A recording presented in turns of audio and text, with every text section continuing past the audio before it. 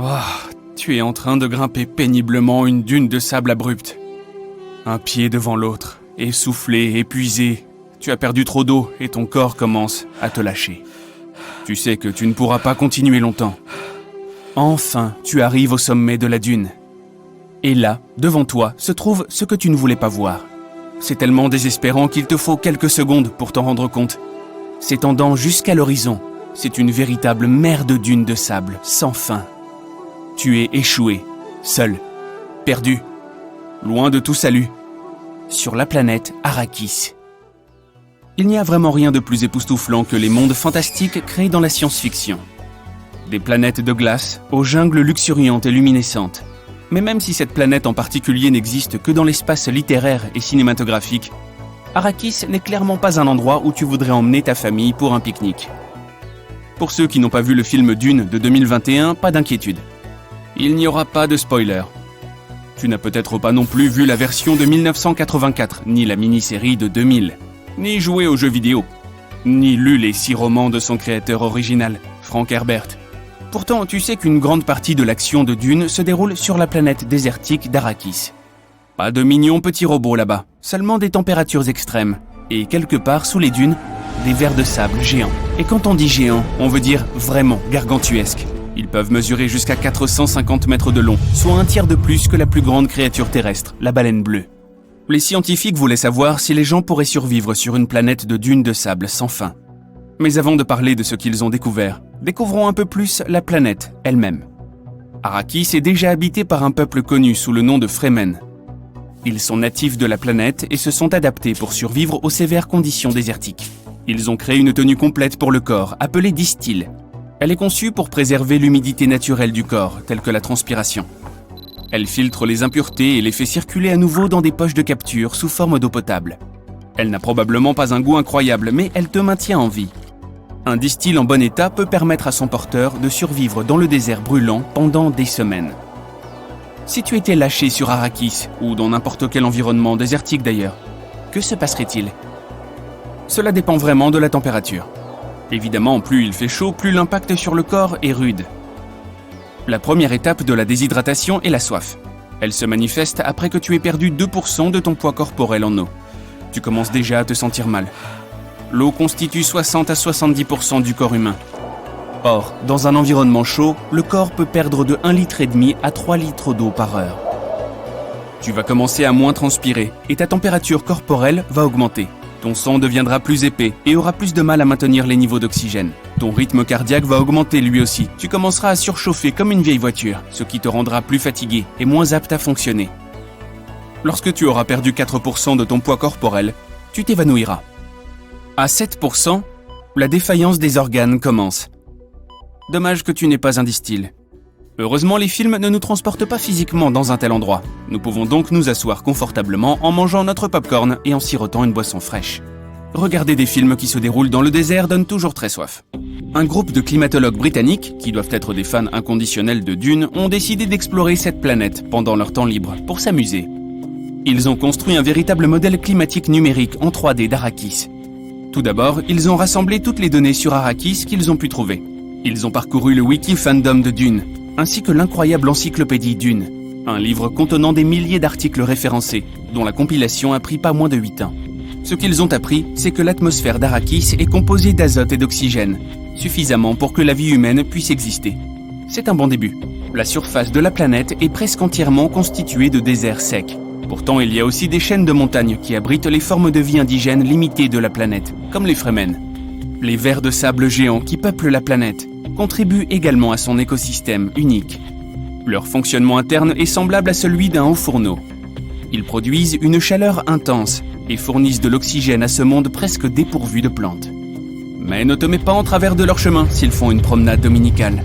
Les réserves d'eau sont situées au plus profond des montagnes de la planète. Il y a aussi de petites quantités d'eau sous forme de vapeur dans l'atmosphère. Cette eau est récoltée grâce à des pièges à vent. Les régions polaires ont un climat plus doux et sont plus accueillantes pour les humains, par rapport aux vastes étendues désolées de dunes de sable. Grâce à ces régions, la géographie générale d'Arrakis en fait une planète relativement habitable. Du moins en théorie. Pour savoir si la géographie et l'environnement d'Arrakis étaient physiquement possibles ou simplement un ensemble d'idées fictives, les scientifiques ont dû se tourner vers un modèle climatique. Heureusement, une telle technologie existe déjà. Elle est utilisée pour prévoir le temps et d'autres facteurs climatiques. Les scientifiques ont renseigné tout ce qu'ils savaient sur Arrakis dans le modèle, notamment l'orbite de la planète et en quoi consiste son atmosphère.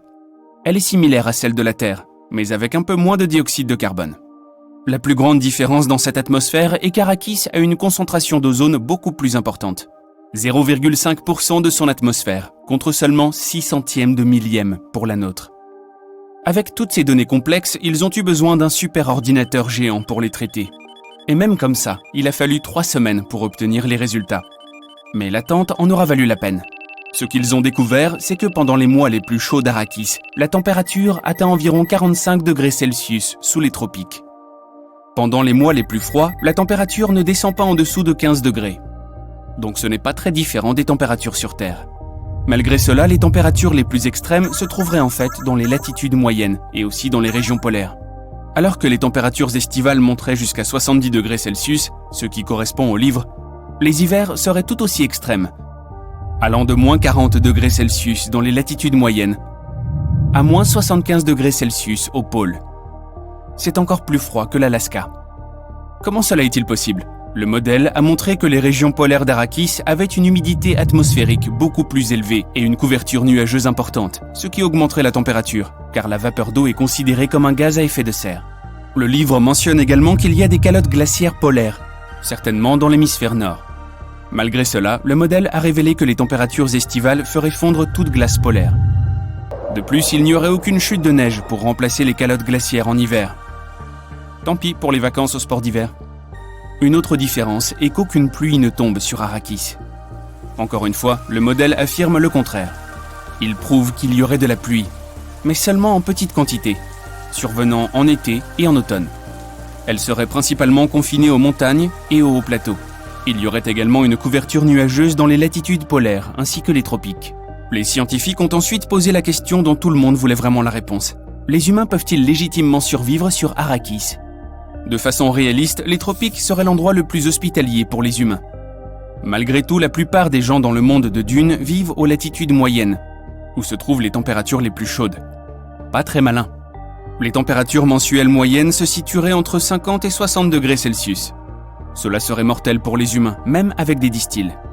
Alors que le corps serait maintenu au frais conformément à la conception de la tenue, la peau serait toujours exposée au soleil et à la chaleur. Non seulement tu rougirais comme un homard, mais tu serais probablement un homard grillé. La vie en dehors des tropiques en hiver serait également impossible sans technologie. Les villes souffriraient de conditions extrêmes, en hiver comme en été, un peu comme les régions au climat extrême de la Sibérie, qui connaît des hivers très rigoureux. Ce ne sont pas les meilleurs endroits pour construire des villes. Toutefois, personne ne pouvait trouver quoi que ce soit à redire à Frank Herbert, décédé en 1986. Son premier roman Dune a été publié en 1965, mais il avait déjà commencé à y penser à la fin des années 50. Il avait visité les dunes de sable de l'Oregon et avait été fasciné par leur mouvement. Il s'est rendu compte qu'en l'absence d'un certain type de végétation ou d'herbe que le ministère de l'Agriculture essayait d'introduire, le sable pouvait se déplacer sur des distances incroyables, et avec une telle force qu'il pouvait engloutir des autoroutes entières, des lacs et même des villes. Tout cela s'est passé des années avant qu'un homme appelé Syukuro Manabe ne publie le premier modèle climatique du monde en 1967. En 2021, Manabe a d'ailleurs partagé le prix Nobel de physique, l'année même de ses 90 ans, pour la modélisation du climat de la Terre et la prévision du réchauffement climatique. Quelle classe! En tenant compte de tout cela, Frank Herbert n'était pas loin de la vérité en ce qui concerne son monde fascinant d'Arrakis. Bien qu'elle ne soit pas strictement exacte sur le plan scientifique, Arrakis est une planète réaliste et les humains pourraient effectivement y vivre. Il faudrait simplement veiller à appliquer une épaisse couche de crème solaire en été. Le roman d'Herbert s'est vendu par millions et est considéré comme l'une des œuvres de science-fiction les plus influentes de tous les temps. Son fils Brian, déjà auteur, a repris le flambeau en 1999. Avec l'auteur Kevin J. Anderson, il a écrit de nombreux autres romans dans l'univers de Dune. Si bien que l'héritage perdure. La prochaine fois que tu prévois de visiter Arrakis, ne pars pas en été. Et assure-toi d'apporter un distil. L'eau est rare et précieuse là-bas. 1994. Il faisait sombre, de sorte que personne n'a remarqué les deux silhouettes ouvrant les sorties de secours d'un complexe de dômes en verre situé en Arizona et connu sous le nom de Biosphère 2. Elles étaient déterminées à libérer 7 personnes enfermées à l'intérieur depuis 1 mois, risquant leur vie au nom de la science. La mission a été un succès, mais on les a accusés de violation de propriété et de vandalisme. Les vandales étaient Abigail Alling et Mark Vantillo. Ils faisaient partie des 8 premiers malheureux à vivre dans cet endroit comme des cobayes.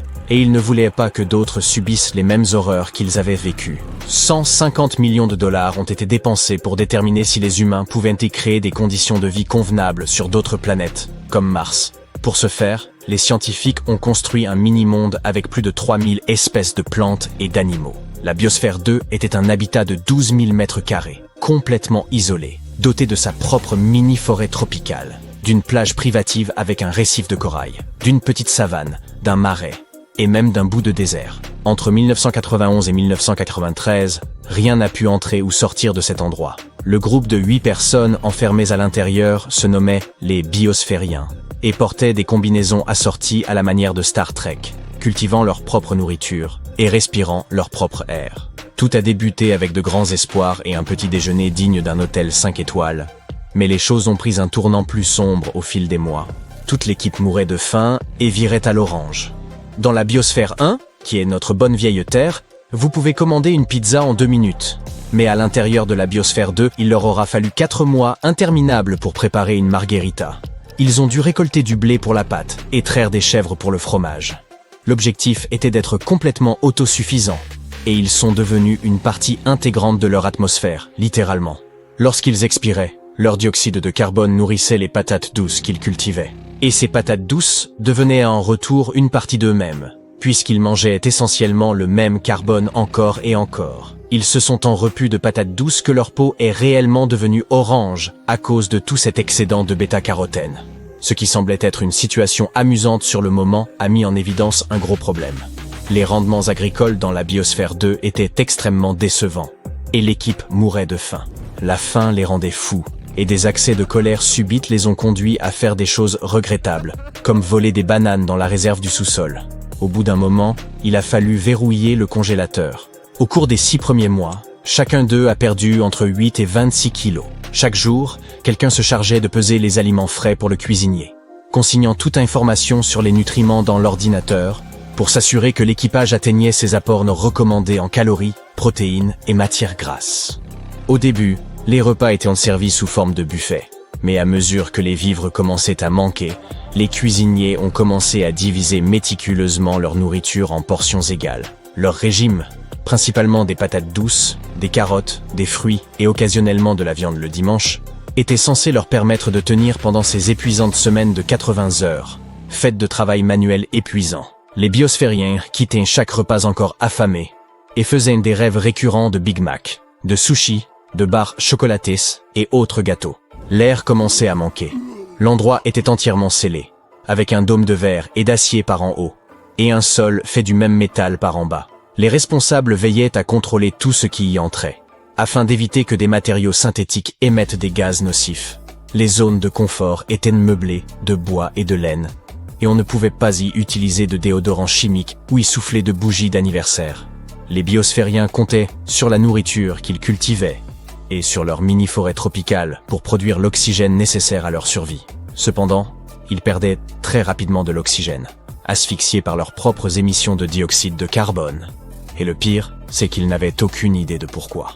Avec encore 9 mois d'expérience à subir, le niveau d'oxygène avait déjà chuté de 21 à environ 15%, ce qui donnait l'impression de vivre au sommet du mont Fuji. Ils se sentaient terriblement mal et se traînaient péniblement à travers la biosphère.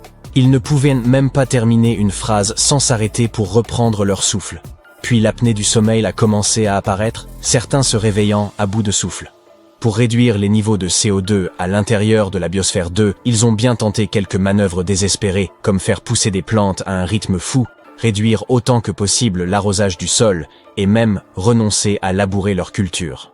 Rien n'a fonctionné. Tout le monde a donc convenu qu'ils n'étaient pas très loin de toucher le fond, et ils ont donc résolu de demander de l'aide. Des camions réfrigérés sont arrivés pour pomper de l'oxygène pur dans Biosphère 2. Dès que le gaz a commencé à se répandre, ils se sont mis à rire aux éclats et à courir partout comme des cabris. L'écosystème était un véritable désastre. Les colibris et les abeilles ont disparu après quelques mois, de sorte que les plantes n'étaient plus pollinisées. Les vers et les acariens ont attaqué les cultures, et les cafards ont tout envahi. 4 espèces de cafards savaient ont été introduites pour recycler la matière organique, mais les cafards domestiques ordinaires étaient les survivants ultimes.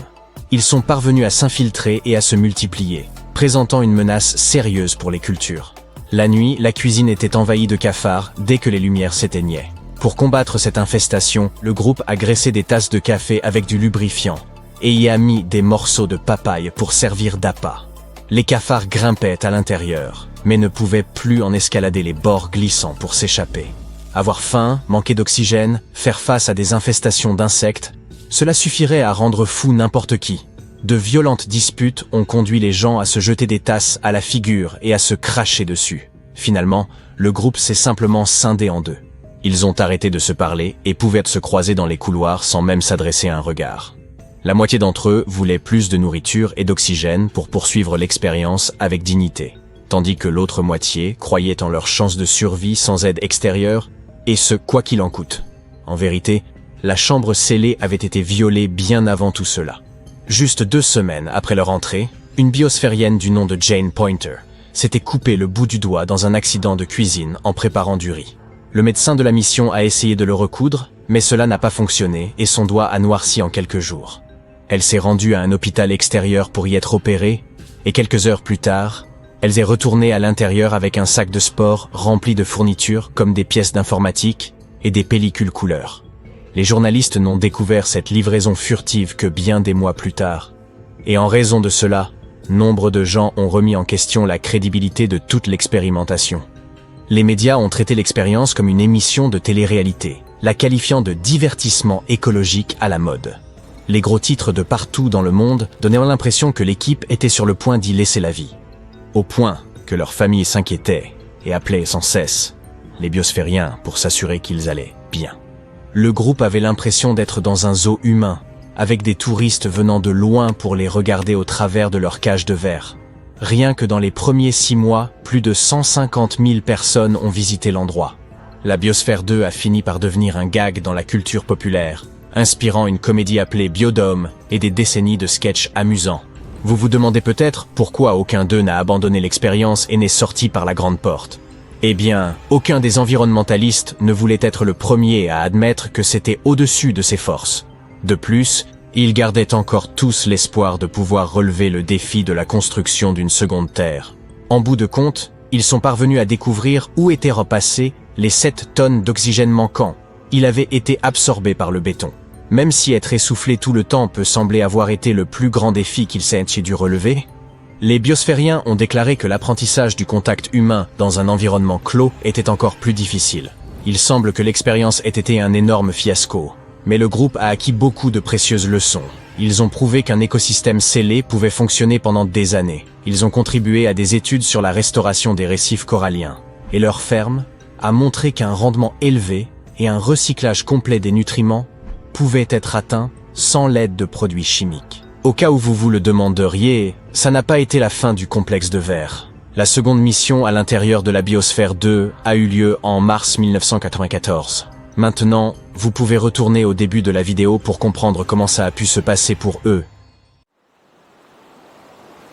Tu es au beau milieu de l'océan. Il est infini, mais tu ne peux pas le voir parce qu'il y a un épais brouillard tout autour de toi. Des nuages denses cachent un soleil énorme mais terne. Est-ce le jour ou la nuit? Tu ne sais pas. Tout n'est que brume grise autour de toi. Tu es seul.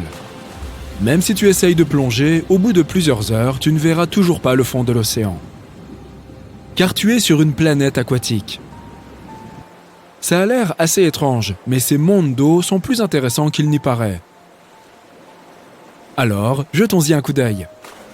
Une planète océan est une planète qui se compose, comme tu l'as sans doute deviné, principalement d'eau, de glace et peut-être de quelques roches. Pense aux océans de la Terre, leur sombre profondeur, la fosse des Mariannes, les créatures mystérieuses, Et maintenant, peux-tu deviner combien d'espace occupe toute l'eau sur Terre par rapport au volume total de notre planète? Seulement 0,025%. Maintenant, essaye d'imaginer un monde composé de 40 à 60% d'eau. Si tu y plonges, la profondeur peut dépasser les 100 km. Comparé à cela, la profondeur de 10 km de notre fosse des Mariannes n'a pas l'air si impressionnante. La pression y sera énorme. Elle peut atteindre jusqu'à 20 000 fois celle de l'atmosphère terrestre. Cela peut sembler effrayant, mais ce serait quand même génial d'en savoir un peu plus sur ces planètes. Heureusement, d'après les calculs des scientifiques, il pourrait y avoir beaucoup de planètes de ce type rien que dans notre galaxie.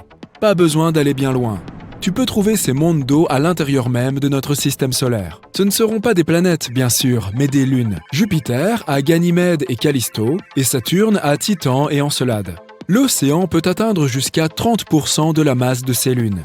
On ne sait pas encore si ces océans sont recouverts d'une épaisse croûte de glace. Mais on a découvert un bon nombre de planètes océans à part entière. Cela s'explique par le fait que les conditions dans lesquelles ces planètes peuvent exister sont très spécifiques. Par exemple, la planète doit être 6 à 8 fois plus grande que la Terre. Si elle est plus petite, elle aura une surface rocheuse. Et si elle est plus grosse, elle se transformera en géante gazeuse. En même temps, elle doit se trouver dans la zone habitable de son étoile. Un peu plus loin, et la planète se transforme immédiatement en une géante glacée ou en une super Terre froide. Bref, ces planètes sont très exigeantes. On a commencé à les explorer dans les années 1970. Mais depuis, on n'en a trouvé que quelques-unes. Quoi qu'il en soit, elles sont toujours très intéressantes. La première est Gliese 1214b. C'est la toute première planète océan que nous avons découverte. Au départ, les scientifiques n'ont remarqué qu'un petit point lumineux. Ce point s'est avéré être l'étoile naine rouge Gliese 1214. Une étoile tout à fait ordinaire, 5 fois plus petite que notre Soleil et 300 fois plus terne. Les scientifiques l'ignoraient plus ou moins, mais en 2019, ils ont remarqué que cette étoile possédait une seule planète. Et cette planète s'est avérée être assez étrange. Cette super Terre est 2,5 fois plus grande que notre Terre et 6,5 fois plus lourde. Mais en même temps, elle a une très faible densité et à peu près la même gravité que notre planète. En d'autres termes, il n'y a presque pas de roches et de métaux sur cette planète. Mais ce n'est pas non plus une géante gazeuse. Il ne reste donc qu'une seule option. Elle est recouverte d'eau et de glace. Et c'est ainsi qu'on a découvert la première planète océanique. En fait, on suppose seulement qu'elle est composée d'eau. C'est en tout cas ce que disent les calculs mathématiques. En réalité, cette planète est assez déroutante. Elle est difficile à explorer et, jusqu'à présent, les scientifiques n'ont rien pu y trouver. Pas d'hydrogène, pas d'hélium, pas d'eau. C'est parce que la couche extérieure de l'atmosphère de cette planète est très dense et qu'elle cache parfaitement sa composition. Malgré tout, c'est probablement un monde d'eau. Gliese 1214b est très proche de son étoile, à seulement 0,014 unités astronomiques de distance, ce qui est moins que la distance entre la Lune et nous. L'année y dure environ 36 heures, et les températures y sont tout simplement brûlantes. Les scientifiques suggèrent que la température moyenne là-bas peut atteindre 250 à 535 degrés Fahrenheit. Tu te souviens de notre description initiale d'une planète océan? En réalité, passer du temps sur Gliese 1214b serait un peu différent. Ce serait plutôt comme nager dans une chaudière à vapeur. À cause de ces températures insensées, l'océan à la surface est constamment dans un état proche de l'ébullition sans vraiment l'atteindre. Alors, imagine que tu descends à la surface de cette planète en volant à travers des nuages de vapeur. Et puis, tu te retrouves soudain dans l'eau. Mais quand cela s'est-il produit?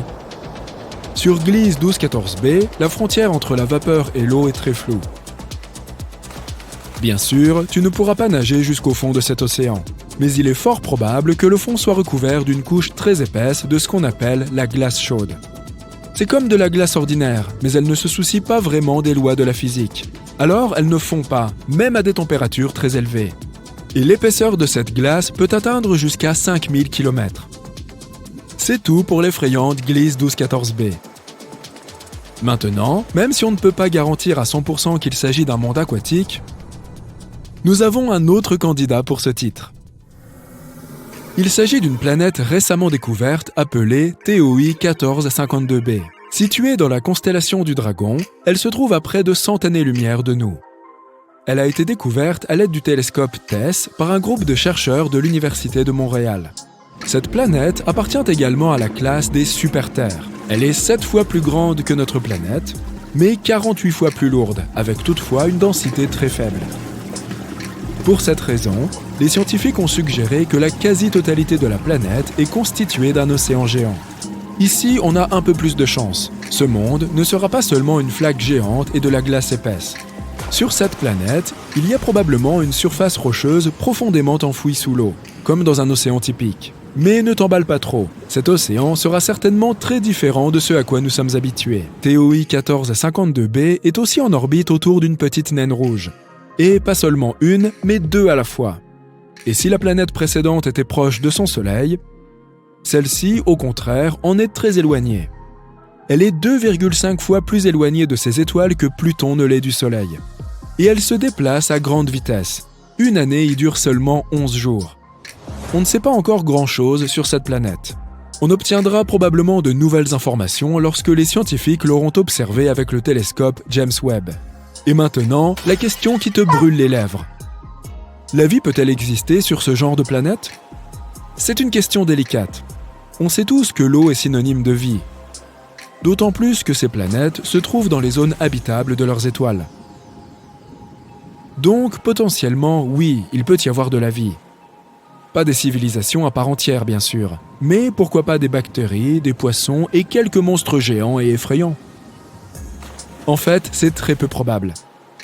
L'eau seule ne suffit pas à créer la vie, même si elle est très importante. Il doit aussi y avoir des micro-éléments et des minéraux. Et malheureusement, pour la plupart des planètes d'eau, elles ne sont constituées que d'eau et de glace très épaisse, mais pas de minéraux. Mais tout espoir n'est pas perdu. Il ne faut pas oublier les météorites et les comètes qui peuvent apporter les minéraux nécessaires à la planète. Plus elles s'y écrasent souvent, plus la probabilité est grande qu'elles apportent quelque chose comme ça dans l'océan et donc qu'elles créent la vie. Deuxièmement, TOI 1452b possède réellement ces minéraux. On ne sait pas à quelle profondeur se trouve le fond rocheux à cet endroit. Mais s'il existe, alors quelque chose a sûrement pu y naître. Espérons que de nouvelles recherches avec de puissants télescopes nous permettront de découvrir la vérité. Et qui sait, peut-être qu'un jour nous pourrons nous-mêmes visiter une telle planète.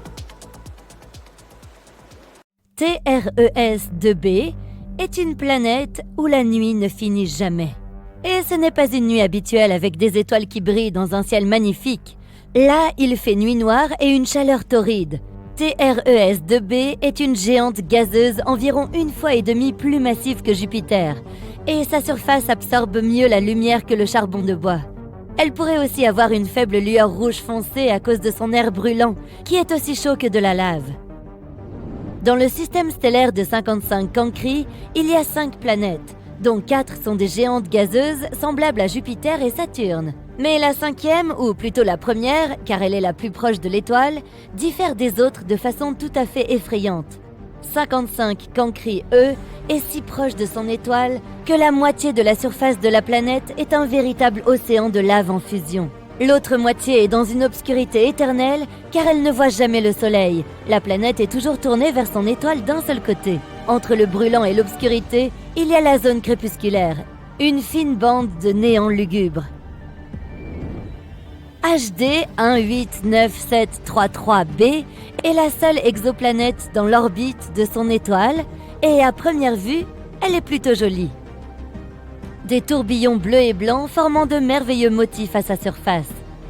Mais ces couleurs chatoyantes proviennent en fait de particules de silicate dur dans l'atmosphère de la planète, ce qui signifie qu'il y pleut du verre. Mais le pire, c'est que les vents atteignent la vitesse de 8700 km/h, soit presque Mach 7. À titre de comparaison, la vitesse du vent le plus rapide sur Terre est de 409 km/h, soit plus de 20 fois moins. Ainsi, le verre qui tombe du ciel se déplace horizontalement à des vitesses hypersoniques, déchiquetant tout sur son passage. Le système suivant, système stellaire de PSRB 1257+12, abrite 3 exoplanètes, qui sont toutes lentement détruites par leur propre étoile. Cela se produit parce que cette étoile n'est pas ordinaire. C'est un pulsar, le noyau d'une étoile explosée qui tourne rapidement. Il crée de puissantes impulsions électromagnétiques dans plusieurs directions, tout en tournant à plusieurs milliers de fois par seconde. Par conséquent, les planètes en orbite autour de cette étoile déchue sont lentement rongées et finiront par disparaître entièrement. Kepler 70 est une étoile naine bleue chaude qui a explosé en géante rouge il y a environ 18 millions d'années. À l'époque, elle était orbitée par au moins 2 planètes, dont la plus proche était une géante gazeuse semblable à Jupiter. Elle s'appelait Kepler 70b, et elle existe toujours, mais l'étoile géante l'a consumée et transformée en un monde rocheux brûlant. Actuellement, c'est l'une des planètes les plus chaudes jamais découvertes. Sa température est plus élevée que la surface de notre Soleil. Elle a eu de la chance de survivre au temps passé à l'intérieur de l'étoile, mais elle est en train d'être vaporisée. Elle n'existera probablement plus dans un avenir proche. WASP-12b est l'une des planètes les plus étranges et tristes qui existent. L'énorme gravité de son étoile, combinée à la composition gazeuse de la planète, font que l'étoile dévore lentement sa protégée. WASP-12b a déjà pris la forme d'un œuf, étiré vers son impitoyable soleil. Et elle ne peut rien faire pour inverser la tendance. Dans 10 millions d'années encore, la planète succombera inévitablement à l'appétit de l'étoile vorace. Si tu t'es déjà demandé ce que c'était que de marcher sur de la glace et des charbons ardents en même temps, Gliese 436b est une planète qui t'en donnerait un exemple frappant. Étant extrêmement proche de son Soleil, cette exoplanète de la taille de Neptune affiche des températures plus chaudes qu'un four ardent. Et pourtant, elle est recouverte de glace qui brûle sans cesse.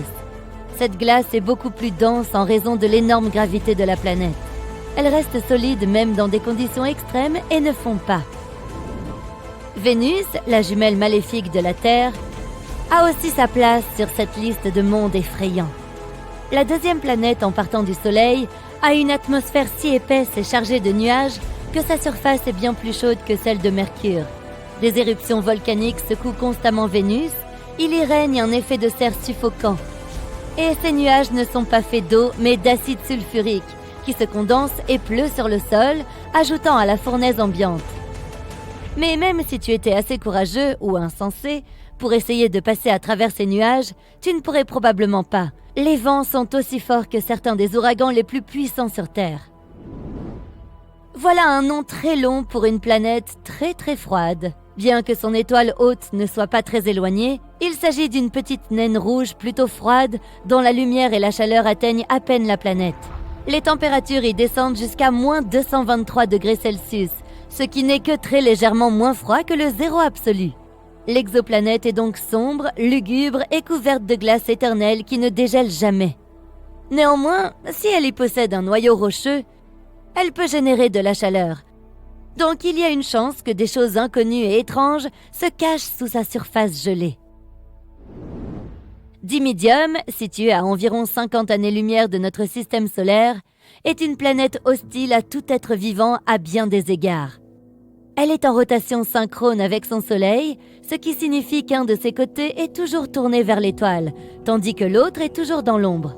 Le côté chaud est chauffé à plus de 980 degrés Celsius et est perpétuellement balayé par des vents atteignant 1000 km/h.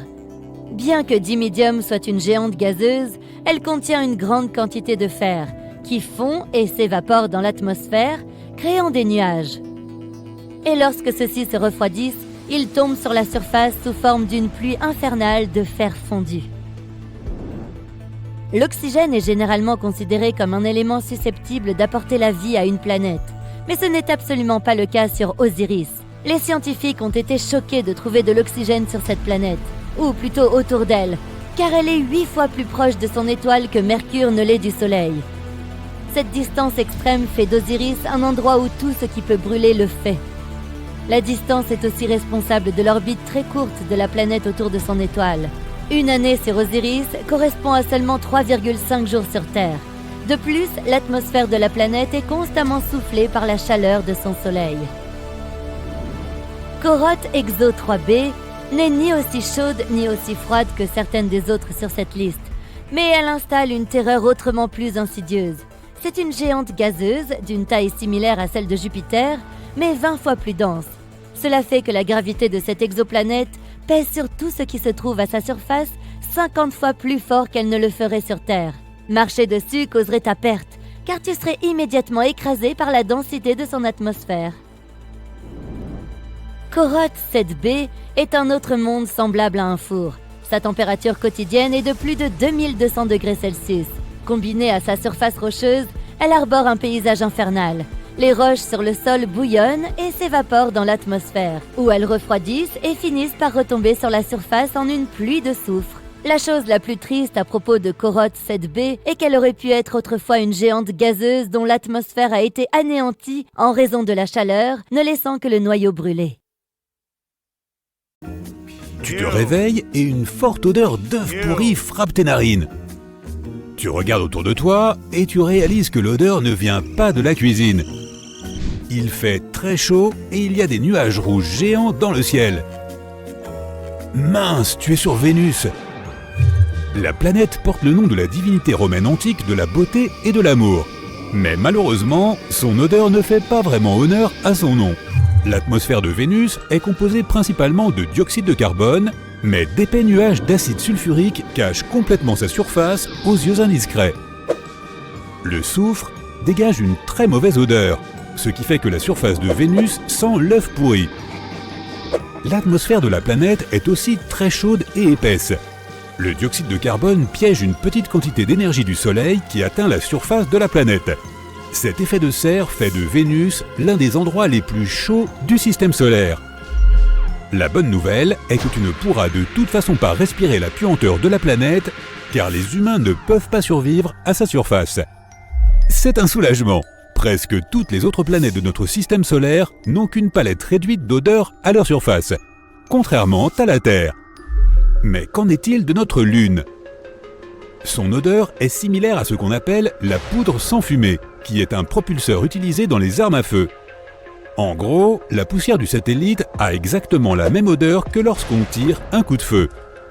Le pilote d'Apollo 17, Eugene Cernan, a déclaré qu'il pouvait la sentir juste après avoir retiré sa combinaison du vaisseau spatial. Mais personne ne sait exactement pourquoi cela sent comme ça, car il n'y a aucune similitude entre les deux substances. La poudre sans fumée est composée d'un mélange de deux éléments au nom sophistiqué, la nitroglycérine et la nitrocellulose. La poudre noire, son homologue plus ancienne, est composée de charbon de bois, de salpêtre et de soufre, ce qui lui donne une odeur très spécifique, mais pas celle des œufs pourris malgré la teneur en soufre. La poussière de Lune est composée d'un tas de choses qui proviennent principalement de météorites brisées. Cela comprend du fer, du magnésium et du calcium, mais elle ne contient aucun des éléments contenus dans la poudre sans fumée ou dans la poudre noire. Et ce qui est encore plus étrange, c'est que les échantillons de poussière de Lune rapportés sur Terre étaient inodores. Selon les experts, l'odeur pourrait être due à la poussière qui réagit avec l'oxygène ou l'eau à l'intérieur de l'atterrisseur. L'odeur pourrait aussi être due à la libération temporaire de particules chargées du Soleil qui s'étaient retrouvées piégées dans la poussière. Mercure est la planète la plus proche du Soleil, mais elle n'a pas vraiment d'odeur forte. C'est parce que son atmosphère est très fine et dispersée. Comme Vénus, Mars n'a pas l'odeur la plus agréable qui soit. C'est une bonne chose que nous ne puissions pas respirer son air. La planète rouge sent elle aussi l'œuf pourri. Encore une fois, à cause du soufre. Si des colonies humaines s'installaient sur Mars, il semble que nous devrions brûler beaucoup de bougies parfumées pour couvrir l'odeur. Mais la bonne nouvelle, c'est que les quantités de soufre sont assez faibles, donc l'odeur ne serait pas trop envahissante. Jupiter a aussi une odeur d'œuf, mais sent aussi un peu comme si elle avait été mélangée à des produits de nettoyage. C'est parce que son atmosphère est un mélange de sulfure d'hydrogène et d'ammoniac. Mais ce que tu sens dépend principalement de l'endroit où tu te trouves dans l'atmosphère de la planète. Certaines régions ont des concentrations plus élevées d'ammoniac. Cette substance est utilisée dans un tas de produits de nettoyage ici sur Terre, donc les régions à forte concentration d'ammoniac pourraient avoir cette forte odeur irritante du liquide de nettoyage. Beaucoup de gens disent aussi que l'ammoniac sent comme une paire de chaussettes sales qui n'ont pas été lavées depuis longtemps, alors il vaut mieux éviter ces régions de la planète. D'autres régions ont beaucoup de sulfure d'hydrogène, et comme il contient du soufre, ces régions sentiraient aussi l'œuf pourri. La troisième et dernière odeur que tu trouveras sur Jupiter est celle des amandes amères ou de la pâte d'amande, comme celle que ta grand-mère met dans les gâteaux pendant les fêtes. C'est dans les zones où une substance appelée cyanure d'hydrogène est la plus répandue. Jupiter est la plus grosse planète de notre système solaire. Elle est si massive qu'elle est 2,5 fois plus grande que toutes les autres planètes du système solaire réunies. C'est aussi la planète qui tourne le plus vite dans notre système solaire. Prochaine étape, la planète aux anneaux, Saturne. Son atmosphère est composée d'environ 96% d'hydrogène et de 4% d'hélium. Oui, c'est ce fameux gaz qui te donne cette voix de dessin animé. L'hydrogène et l'hélium sont inodores, donc Saturne n'a probablement pas d'odeur forte. Elle contient cependant des traces de notre vieil ami, l'ammoniac, le gaz à l'odeur de chaussettes sales. L'atmosphère de Saturne contient aussi un peu de phosphine, qui peut parfois sentir l'ail ou le poisson en décomposition. Il pourrait donc y avoir une légère mauvaise odeur dans l'air. L'épaisseur de l'atmosphère de Saturne n'est que de 60 km. À titre de comparaison, notre atmosphère ici sur Terre a une épaisseur de presque 480 km. Saturne est également balayé par certains des vents les plus puissants de notre système solaire. Ils peuvent atteindre la vitesse impressionnante de 1800 km/h. L'une des lunes de Saturne, appelée Titan, a une odeur très bizarre. Son atmosphère est composée d'une substance appelée benzène, qui a des effets vraiment étranges si nous, les humains, l'inhalons. Elle peut nous donner des vertiges et faire siffler nos oreilles. Mais elle ne sent pas si mauvais que ça. Son odeur ressemble un peu à celle des amandes. Il est maintenant temps de faire un plongeon sur Uranus.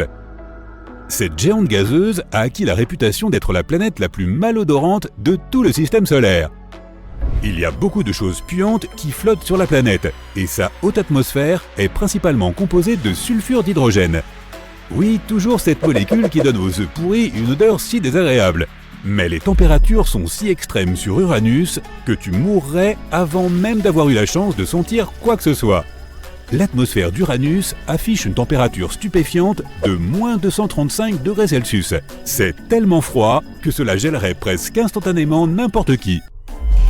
La dernière planète de notre système solaire est Neptune, et elle est tout aussi froide qu'Uranus, avec une température de moins 225 degrés Celsius.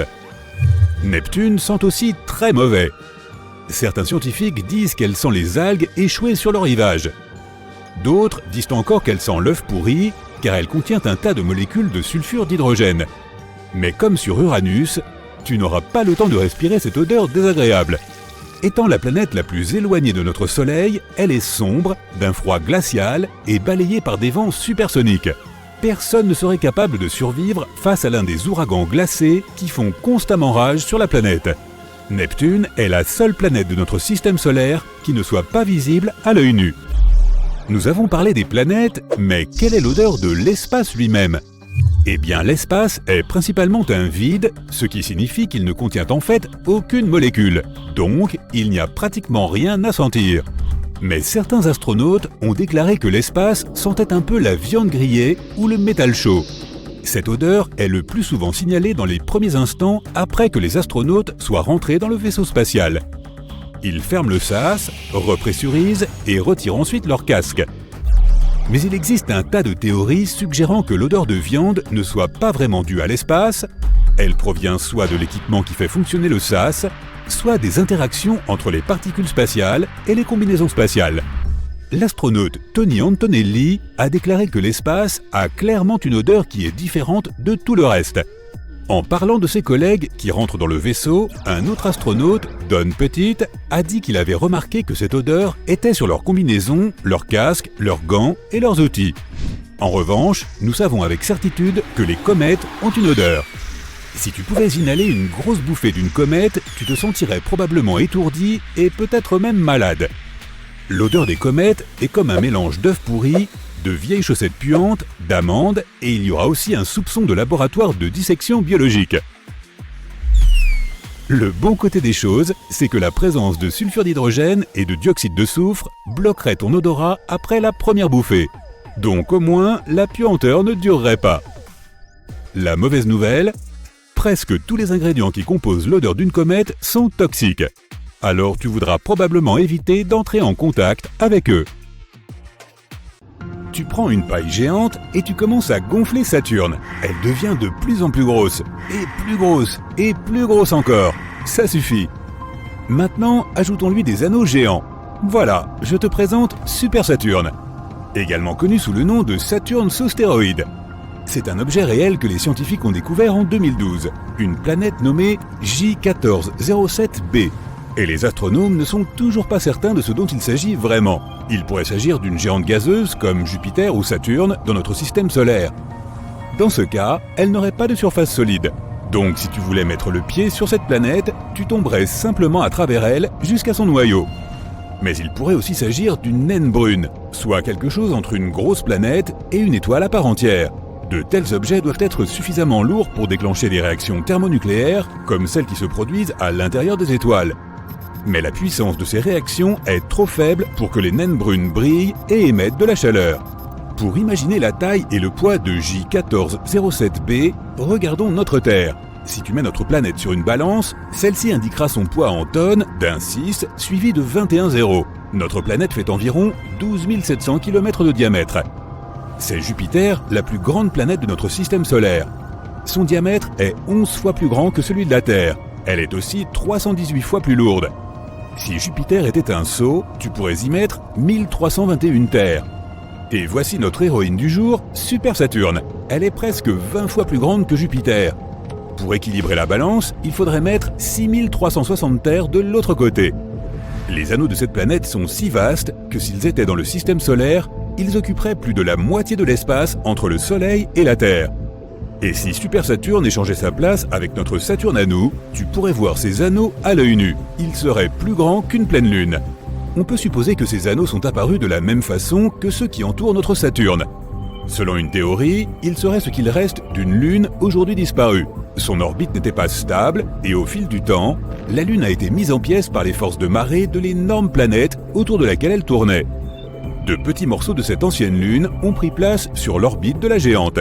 Ils sont entrés en collision les uns avec les autres, exactement comme dans un mixeur. Après un certain temps, il n'est plus resté que des particules de poussière et de glace se déplaçant autour de la colossale planète. Une autre théorie suggère que les anneaux sont apparus après que la Lune soit entrée en collision avec un astéroïde ou avec une autre Lune. Le mixeur gravitationnel a alors fait son travail et a transformé tous ces débris de Lune en anneaux. Certains scientifiques pensent que les anneaux se sont formés à peu près en même temps que la planète elle-même. Ils ne seraient donc que les restes d'une nébuleuse planétaire, à savoir un nuage de gaz, de débris spatiaux et de poussière. Plus tard, tout ça est devenu compact et s'est solidifié pour former une planète. Nous ne pouvons que spéculer sur l'origine des anneaux de Super Saturne, mais les scientifiques affirment que leur masse représente 80% de celle de la Terre. Cela signifie peut-être que la Lune qui orbitait autour de J1407b avait à peu près la même taille que notre planète. Il y a un petit trou au milieu de ces anneaux. Les scientifiques pensent que la Lune de Super Saturne pourrait s'y trouver. Si c'est le cas, elle devrait avoir à peu près la taille de Mars. Si les scientifiques ont raison et que Super Saturne est en fait une naine brune, alors c'est une découverte incroyable. Les scientifiques pourront la regarder vieillir. On suppose que les naines brunes perdent leur énergie et rétrécissent, se ternissant peu à peu. Et quand une naine brune a épuisé toute son énergie, elle se transforme en une naine noire. Il est alors facile de la confondre avec un trou noir. Nous n'avons encore découvert de naines noires nulle part dans l'univers parce qu'il leur faudrait des milliards et des milliards d'années pour se former. Notre univers est trop jeune et aucune étoile, même parmi celles qui sont apparues dès la naissance de l'univers, n'a eu le temps de devenir une naine noire. L'un des objets les plus anciens de l'univers est cette naine blanche au nom assez long, WD 0346 plus 246. Elle a environ 11 à 12 milliards d'années et est à moitié plus froide que notre Soleil. Et elle ne cesse de se refroidir. Il lui faudrait en années environ 10 suivi de 15 zéros pour se transformer en naine noire. À titre de comparaison, l'univers est âgé, en années encore, de 1,4 suivi de 10 zéros années.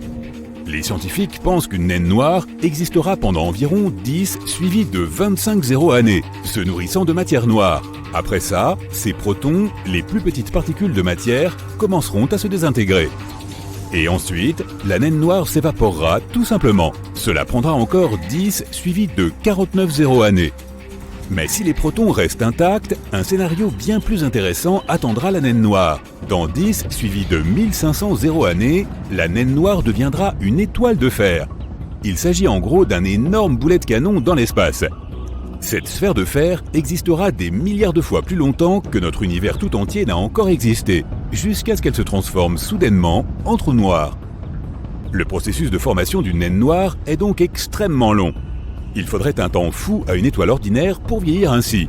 Mais Super Saturne, si c'est une naine brune, pourrait être beaucoup plus proche de cet état. Saturne sous stéroïdes n'est pas la seule planète étrange de notre univers. Voici Gliese 436b.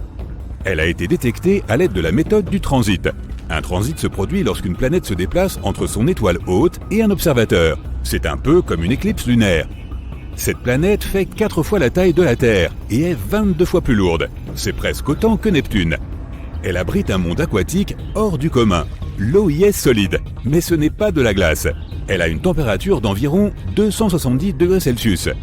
L'eau de ta casserole se transforme en vapeur à 100 degrés Celsius, mais sur Gliese 436b, le liquide reste solide à cause de la pression extrême qui règne sur la planète. Les scientifiques ont aussi découvert que son atmosphère s'évaporait dans l'espace. C'est pourquoi il y a un nuage circulaire géant autour d'elle. Il se déplace constamment sur son orbite, ce qui donne à la planète une longue queue qui ressemble à celle d'une comète. Cancri E détient des richesses incroyables qui valent plus que tout l'argent de la Terre. Il y a des diamants éparpillés partout sur la planète.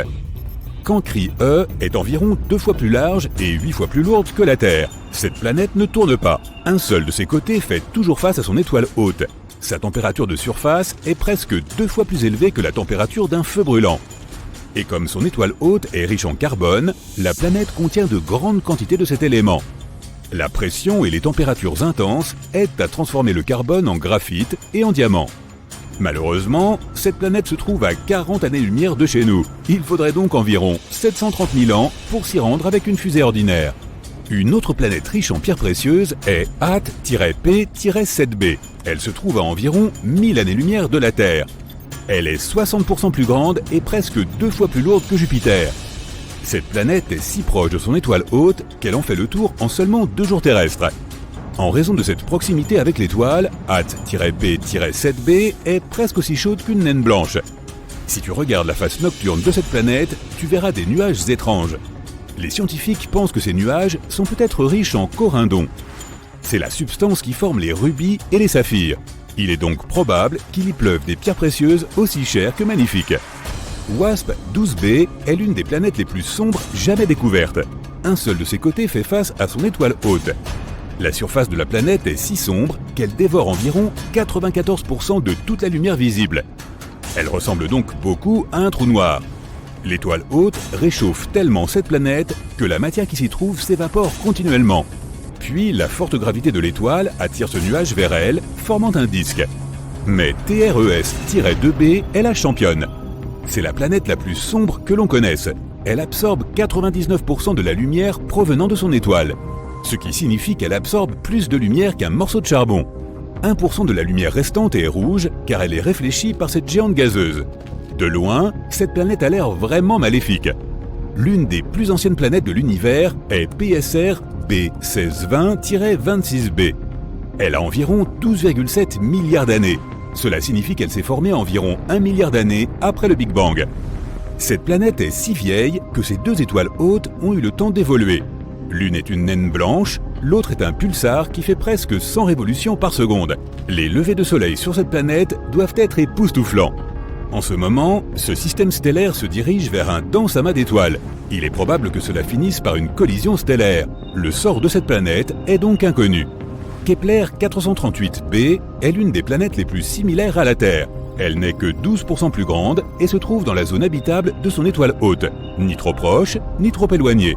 À cette distance, l'eau ne s'évapore pas à cause de la chaleur et ne se transforme pas en glace à cause du froid. Cette planète pourrait abriter de la vie à sa surface. À l'avenir, elle pourrait aussi devenir une nouvelle demeure pour l'humanité. Mais il nous faudrait encore 470 ans pour nous rendre sur cette planète, même si nous voyagions à la vitesse de la lumière, ce qui est impossible en raison des lois de la physique. Une exoplanète est une planète située en dehors de notre système solaire. Certaines d'entre elles, qui flottent librement, sont appelées planètes errantes. Elles se déplacent autour du centre galactique. D'autres orbitent autour d'une étoile haute, ou de deux. C'est dans les années 1990 que les astronomes ont découvert des exoplanètes pour la première fois. Depuis, ils en ont trouvé des milliers. Et maintenant, tu peux aussi y jeter un coup d'œil. Attention, spoiler, certaines exoplanètes sont plutôt bizarres, tandis que d'autres ressemblent à notre planète natale et pourraient probablement accueillir la vie. L'exoplanète la plus proche de la Terre est Proxima Centauri b. Elle se trouve à seulement 4,2 années-lumière de la Terre. Les astronomes ont récemment découvert que ce monde pourrait être encore plus semblable à la Terre qu'ils ne le pensaient auparavant. Elle n'est que 17% plus massive que notre planète. Elle tourne autour d'une étoile qui est moins lumineuse et moins massive que le Soleil. Proxima Centauri b se trouve au milieu de la zone habitable de l'étoile. Cela signifie qu'il y a des chances que de l'eau liquide, et donc de la vie, puisse exister sur la planète. Il semble que l'exoplanète soit en rotation synchrone avec son étoile mère. Cela signifie qu'un de ses côtés fait face à l'étoile en permanence, tandis que l'autre est toujours dans l'obscurité. Les scientifiques n'ont pas encore déterminé si la planète avait une atmosphère. Elle voyage trop près de son étoile et complète une orbite en 11 jours terrestres. Les radiations de l'étoile pourraient arracher l'air de la planète. Si c'est le cas, il est peu probable que Proxima Centauri b ait de l'eau liquide à sa surface. Gliese 832c se trouve à 16 années-lumière de la Terre. Dans l'échelle cosmique de l'univers, c'est à un jet de pierre. Cette exoplanète est 5 fois plus massive que la Terre et voyage beaucoup plus près de son étoile mère. C'est pourquoi une année sur cette planète ne dure que 36 jours. Mais comme cette étoile est une naine rouge, beaucoup plus froide et moins lumineuse que le Soleil, Gliese 832c reçoit autant de lumière et de chaleur que notre planète. Toutefois, on ne sait toujours pas si Gliese 832c est similaire à la Terre. Elle a probablement une atmosphère beaucoup plus épaisse qui crée un effet de serre énorme. Ce phénomène se produit lorsqu'une planète absorbe plus de chaleur de son étoile haute qu'elle ne peut en rejeter dans l'espace. Cela signifie que Gliese 832c a plus de chances de ressembler à une Vénus brûlante qu'à une Terre relativement fraîche. Une autre planète semblable à la Terre, TOI 700d, se trouve à 100 années-lumière de nous dans la constellation de la Dorade. Elle est en orbite autour d'une petite étoile naine plutôt froide qui a environ 40% de la masse et de la taille du Soleil. La température de sa surface est 2 fois moins élevée que celle de notre étoile. La planète la plus éloignée, qui est justement TOI 700d, a presque la taille de la Terre. Elle se trouve également dans la zone habitable de son étoile mère. Aucune éruption provenant de TOI 700 n'atteint la planète, ce qui augmente les chances que l'exoplanète soit habitable. Cela signifie qu'elle peut potentiellement développer et maintenir la vie. Les scientifiques ne connaissent pas avec certitude les conditions exactes à la surface de la planète. Mais l'une des simulations informatiques qu'ils ont créées montre une planète recouverte d'un océan. Elle possède une atmosphère très dense, dominée par le dioxyde de carbone. Les astronomes pensent qu'une atmosphère similaire entourait Mars lorsqu'elle était une jeune planète.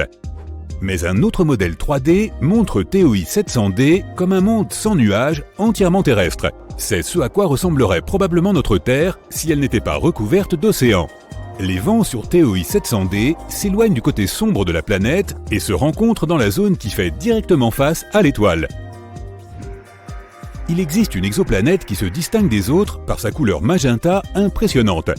On peut trouver ce monde dans la constellation de la Vierge. La planète s'appelle Gliese 504b. La distance entre cette planète et son étoile mère est 9 fois supérieure à la distance entre le Soleil et Jupiter. La planète s'est formée relativement récemment et elle brille encore en raison de sa chaleur. C'est pourquoi sa surface est rosée. À seulement 20 années-lumière du Soleil, ce qui n'est pas une si grande distance dans l'univers, une étrange planète errante flotte à travers notre galaxie, la Voie lactée. Même si cette planète n'est en orbite autour d'aucune étoile, elle possède un champ magnétique incroyablement puissant, 4 millions de fois plus fort que celui de la Terre. L'exoplanète produit aussi d'incroyables aurores polaires. Lorsqu'elle a été découverte en 2016, les astronomes étaient presque sûrs d'avoir détecté une naine brune, ce qui est un objet trop grand pour être une planète et trop petit pour être une étoile. Mais plus tard, ils ont eu la preuve que l'objet spatial n'était pas assez grand pour être une naine brune. La planète est assurément un mammouth parmi ses pairs. Elle est 1,2 fois plus grande que la plus grande planète du système solaire, Jupiter, et plus de 12 fois plus lourde. Les astronomes pensent que ce champ magnétique exceptionnellement fort aide la planète à produire les aurores polaires. Mais le plus curieux, c'est qu'elles sont générées d'une manière différente des aurores sur Terre. Cela pourrait être dû au fait que la lune de l'exoplanète aide la planète à créer ces spectacles lumineux. Si tu voyageais à 20 000 années-lumière de la Terre, tu t'approcherais d'une naine rouge dans la constellation du Sagittaire. Ces étoiles sont très froides et petites. Assez loin de cette étoile froide se trouve une planète. La distance entre ce monde et son étoile haute est si grande que la planète reçoit très peu de chaleur. C'est l'une des planètes les plus froides jamais détectées. La température moyenne à la surface de la planète est inférieure à moins 218 degrés Celsius. C'est pourquoi la planète entière est recouverte d'une épaisse couche de glace. Si tu atterrissais à sa surface, tu ne verrais que des glaciers, des plaines et des montagnes de glace. Et pourtant, les astronomes affirment que la vie pourrait exister profondément sous la surface gelée, car le noyau de la planète est susceptible de générer suffisamment de chaleur pour faire fondre une partie de sa glace intérieure. Dans ce cas, il pourrait y avoir sur cette planète un énorme océan souterrain, peut-être même grouillant de formes de vie bizarres. L'une des plus anciennes exoplanètes que nous connaissions est PSR B1620-26b. Elle a environ 12,7 milliards d'années, soit presque 3 fois plus que la Terre, qui est apparue il y a 4,5 milliards d'années. Cela signifie aussi que la planète Genèse s'est formée seulement 1 milliard d'années environ après le Big Bang. La planète est si vieille que ces deux étoiles hautes ont eu suffisamment de temps pour évoluer en une naine blanche et un pulsar faisant presque 100 révolutions par seconde. Les levées de soleil sur cette planète doivent être impressionnants. L'exoplanète suivante n'est pas comme celle que l'on vient de voir. On l'appelle souvent Super Saturne, car J1407b possède un système colossal d'anneaux. Ils sont 640 fois plus grands que ceux de notre Saturne. Ce monde bizarre se trouve à 434 années-lumière de la Terre. C'est la seule planète que nous connaissions qui a des anneaux similaires à ceux de Saturne. Si tu plaçais J1407b dans notre système solaire et que tu la substituais à Saturne, ces anneaux auraient l'air plusieurs fois plus grands qu'une pleine lune. Les astronomes ont remarqué un vide à mi-chemin entre les anneaux de la planète. Il y a de fortes chances qu'une exolune de la taille de Mars soit en orbite autour de la planète quelque part dans ce vide. Si tu vivais sur cette lune, tu aurais une vue imprenable chaque fois que tu regarderais le ciel. L'exoplanète suivante, appelée WASP-12b, se nourrit de la lumière provenant de son étoile. C'est l'un des mondes les plus sombres que l'on connaisse, car son côté éclairé consomme la lumière au lieu de la renvoyer dans l'espace. La planète est géante, 2 fois la taille de Jupiter, et elle piège plus de 94% de la lumière qui atteint son atmosphère. C'est probablement la raison principale des températures folles à la surface de cette planète. Elles peuvent monter jusqu'à 2500 degrés Celsius, soit seulement 2 fois moins que la surface du Soleil. WASP-12b voyage si près de son étoile haute qu'il ne lui faut qu'une journée pour effectuer une orbite. Son côté sombre n'est pas aussi chaud que son côté éclairé, avec seulement 1200 degrés Celsius. En raison de cette différence de température, la vapeur d'eau et les nuages se rassemblent au-dessus de la surface de la planète. De temps en temps, des tourbillons de matière provenant de l'atmosphère surchauffée de la planète se déversent sur son étoile. À environ 4000 années-lumière de la Terre se trouve une exoplanète qui pourrait n'être qu'un gigantesque diamant. Elle fait 5 fois la taille de notre planète, mais n'a besoin que de 2 heures et 10 minutes pour tourner autour de son étoile mère. C'est un pulsar qui tourne à un rythme de 10 000 rotations par minute. La planète est plus dense que toutes les autres que nous ayons découvertes jusqu'à présent. Elle se compose principalement de carbone, d'une densité si élevée que les astronomes pensent qu'il pourrait être cristallin. Si c'était vrai, cela pourrait signifier qu'au moins une partie de la planète est un diamant. Sur WASP-76b, il pleut du fer du côté sombre de la planète et la température du côté éclairé monte jusqu'à 2400 degrés Celsius, ce qui est assez chaud pour vaporiser la plupart des métaux. Cette exoplanète est un peu plus petite que Jupiter et située à 640 années-lumière de la Terre. Les conditions météorologiques si terrifiantes de ce monde sont dues à son orbite inhabituelle. La distance entre WASP 76b et son étoile mère est 10 fois plus courte que la distance entre Mercure et le Soleil. C'est pourquoi l'étoile et l'énorme planète sont en rotation synchrone. Un côté de WASP 76b fait toujours face à l'étoile, tandis que l'autre est toujours complètement dans l'obscurité. Cette exoplanète bleu vif se trouve à 62 années-lumière de la Terre. Un peu plus grande que Jupiter, elle semble calme et paisible. Sa couleur bleue pourrait faire penser à notre planète natale, mais cette apparence familière cache la nature horrifiante de la planète. Cette belle teinte provient des atomes et des particules de silicate qui composent l'atmosphère. La vitesse du vent sur la planète peut atteindre 8700 km/h, soit 7 fois la vitesse du son. Quant à la température, elle peut y monter jusqu'à 870 degrés Celsius, mais ce n'est pas le pire. Dans ce monde étrange et hostile, il pleut du verre de façon oblique. Probablement pas l'endroit où tu aimerais passer tes prochaines vacances. Il existe de nombreuses conditions de vie sur d'autres planètes et lunes qui pourraient affecter la façon dont ton animal de compagnie y évoluerait. Prenons la gravité par exemple. Sur une planète plus grande ou plus dense, la gravité serait plus forte, ce qui signifie que les animaux y évolueraient en devenant plus petits, plus robustes et peut-être avec plusieurs membres pour le soutien structurel.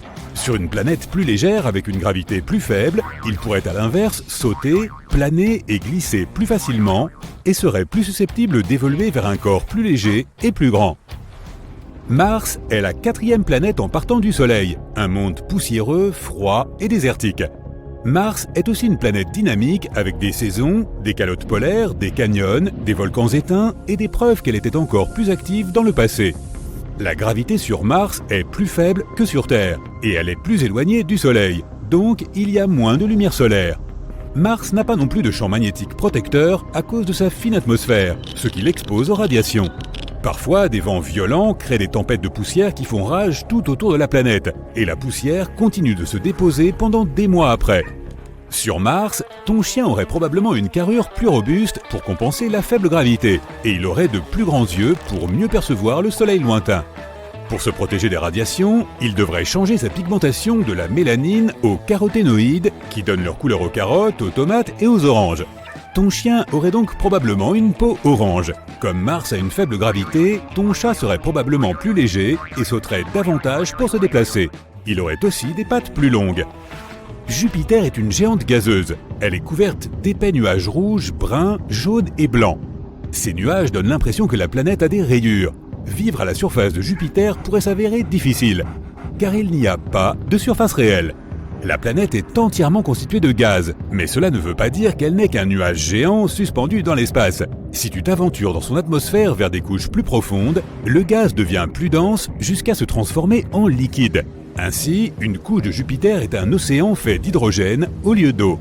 Avec une pression élevée, des températures extrêmes et un environnement fluide, les animaux devraient s'inspirer des habitants des eaux profondes qui font face aux mêmes conditions, mais à plus petite échelle. Tes chats et tes chiens seraient de gros isopodes avec des coquilles pour les protéger des radiations. La voisine également gazeuse de Jupiter, Saturne, est un nuage gargantuesque d'hydrogène et d'hélium, sans terre ferme et avec des vents puissants. Comme Jupiter, elle se densifie à l'intérieur, mais son noyau est beaucoup plus petit. Ses anneaux emblématiques sont composés d'une myriade de particules de glace, donc rien ne pourrait y vivre. Le volume de Saturne est supérieur à 760 terres, et c'est la 2e planète la plus massive du système solaire, avec environ 95 fois la masse de la Terre. La densité moyenne de Saturne est inférieure à celle de l'eau, donc ce mastodonte pourrait flotter dans une baignoire s'il en avait une de taille adéquate. La seule façon de se déplacer dans l'épais brouillard de Saturne est de nager comme une méduse. Ton chien aurait probablement une cloche en forme de parapluie pour se propulser vers le haut et pas de squelette pour ne pas être écrasé par la pression. Ton chat aurait des tentacules de méduse pour se déplacer. La vie est dure sur Mercure. Cette petite planète est la plus proche du Soleil, donc la lumière du Soleil y est 7 fois plus puissante que sur Terre. Aucune crème solaire ne peut contrer cela. Mercure fait environ 2/5 de la taille de la Terre, avec une gravité similaire à celle de Mars, soit environ 38% de la gravité de la Terre. Cela signifie que tu pourrais sauter 3 fois plus haut sur Mercure et que les objets lourds seraient plus faciles à porter. La température de Mercure est extrême, oscillant entre une température torride de 430 degrés Celsius le jour et un froid de -180 degrés Celsius la nuit. Tout cela s'accompagne de pluies de météores et de tremblements de terre constants. En prime, l'atmosphère est très fine et il n'y a pas d'air à respirer. La chair et les os ne pourraient jamais supporter ces conditions extrêmes. Donc à la place, tes animaux de compagnie seraient faits de quelque chose de semblable à un métal réfractaire comme le titane. Ils n'auraient pas besoin d'un système respiratoire, donc leur joli visage métallique serait dépourvu de nez. Et leurs yeux ressembleraient probablement à d'épaisses lunettes de soleil pour les protéger de toute cette exposition au soleil. S'il y a un endroit plus difficile à vivre que Mercure, c'est Vénus.